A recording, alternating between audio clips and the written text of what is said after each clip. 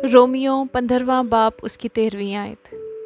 बस खुदा जो उम्मीद का चश्मा है तुम्हें ईमान रखने के बाइस सारी खुशी और इत्मीनान से मामूर करे, ताकि रूहुल कुदस की कुदरत से तुम्हारी उम्मीद ज़्यादा हो जाए।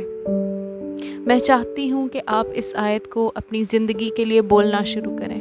मेरे साथ कहें, खुदा जो उम्मीद का चश्मा है मुझे खुशी और इत्मीनान से भर दे, क्योंकि मैं तुझ पर ईमान रखती हूँ और तुझ पर भरोसा करती हूँ, और मैं ये ऐलान करती हूँ कि मेरी ज़िंदगी रूहुल कुदस की कुदरत से उम्मीद से भरी रहे।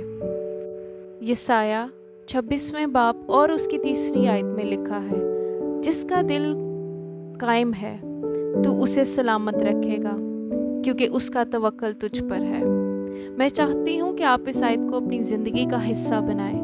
मेरे साथ बोलें, मेरा दिल कायम है और खुदा मुझे मुकम्मल इत्मीनान और तसल्ली में रखता है, क्योंकि मैं उस पर तवक्कल करती हूँ। ज़बूर 103 1 से 5 आयत में लिखा है, ऐ मेरी जान खुदावंद को मुबारक कह, और जो कुछ मुझ में है उसके कदूस नाम को मुबारक कहे। ऐ मेरी जान खुदावंद को मुबारक कह और उसकी किसी नेमत को फरामोश न कर। वो तेरी सारी बदकारी को बख्शता है, वो तुझे तमाम बीमारियों से शिफा देता है, वो तेरी जान हलाकत से बचाता है, वो तेरे सर पर शफकत और रहमत का ताज रखता है, वो तुझे उम्र भर अच्छी अच्छी चीज़ों से आसूदा करता है।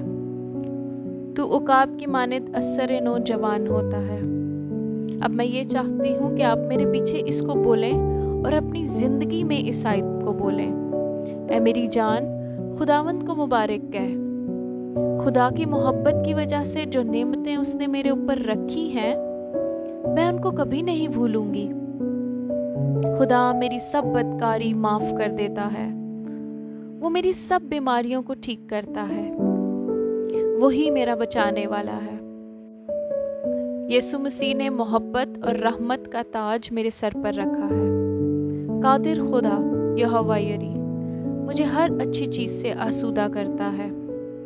जब कभी आप दुआ करें, खुदा के इस कलाम को अपनी ज़िंदगी पर बोलें। ज़बूर 119 147 आयत में लिखा है, मैंने पो फटने से पहले फरियाद की, मुझे तेरे कलाम पर एतमाद है। जब आप खुदा के कलाम को अपनी ज़िंदगी में बोलते हैं तो आप खुदा को ये जाहिर करते हैं कि आपका तवक्कल खुदा पर है और आप उसके कलाम पर ईमान रखते हैं। और आज मैं ये आपको बताना चाहती हूँ कि वो दुआ जो खुदा के कलाम के मुताबिक होती है, वो बहुत पावरफुल और पुर असर दुआ होती है। ये सब बातें जो पहले हमने सीखी, इनकी रोशनी में आए अब हम सब दुआ करते हैं। आसमानी बाप, तेरे खूबसूरत कलाम के लिए तेरा शुक्रिया। तेरा कलाम जो सुकून बख्शता है, तेरा कलाम जो उम्मीद और खुशी देता है। मैं तेरे कलाम पर सुबह और शाम ध्यान करना चाहती हूँ, ताकि मेरा जहन उन ख्यालात से भर जाए जो सच हैं, जो ख्यालात अच्छे हैं, जो ख्यालात खालिस और बेहतरीन हैं। मैं दुआ करती हूँ कि तेरा कलाम मुझे अंदर से बाहर तक तब्दील कर दे। मैं कलाम को समझने में बढ़ूँ, मैं रूहानी तौर पर मजबूत हो जाऊँ, मेरा रिश्ता तेरे साथ मजबूत हो जाए। मेरी मदद कर खुदावंद यीशु, ताकि मेरा ईमान ना परेशानियों की वजह से, ना इस दुनिया की आसाइशों की वजह से, और ना ही इस दुनिया की जिम्मेदारियों की वजह से डगमगाए। मेरी मदद कर कि मैं अपना जहन रूहानी चीज़ों की तरफ लगा लूँ। ऐ बाप, तेरा कलाम बताता है कि मुसीबत के दिन में तू ही मेरी पनाह है, और अगर दुश्मन ने मेरे खिलाफ जंग का ऐलान किया है तो मैं जानती हूँ कि तेरे फरिश्ते मेरे गिर्द खैमाजन हैं, यहाँ तक कि शैतान और उसकी फ़ौजें मेरे खिलाफ हों। तेरा कलाम मुझे बताता है ज़िंदगी और मौत मेरी ही ज़ुबान में है, और मैं यीशु मसीह के नाम में फ़तह का ऐलान करती हूँ।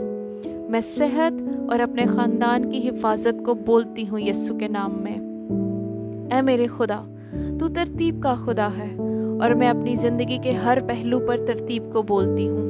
मैं इकरार करती हूँ कि मेरी ज़िंदगी मसीह में कायम है और दुश्मन मेरी ज़िंदगी के किसी पहलू को बिगाड़ नहीं सकता यीशु के कुदरत वाले नाम में।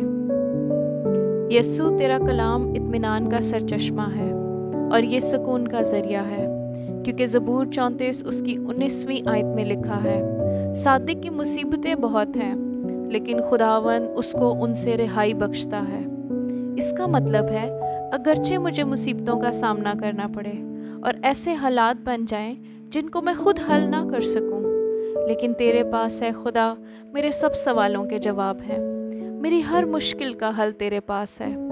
मैं इसीलिए खुदा के इस कलाम को अपने लिए बोलती हूँ और ये कहती हूँ, मेरा मुनज्जी खुदावंद यीशु मसीह मुझे हर मुश्किल और हर हालात से निकालेगा।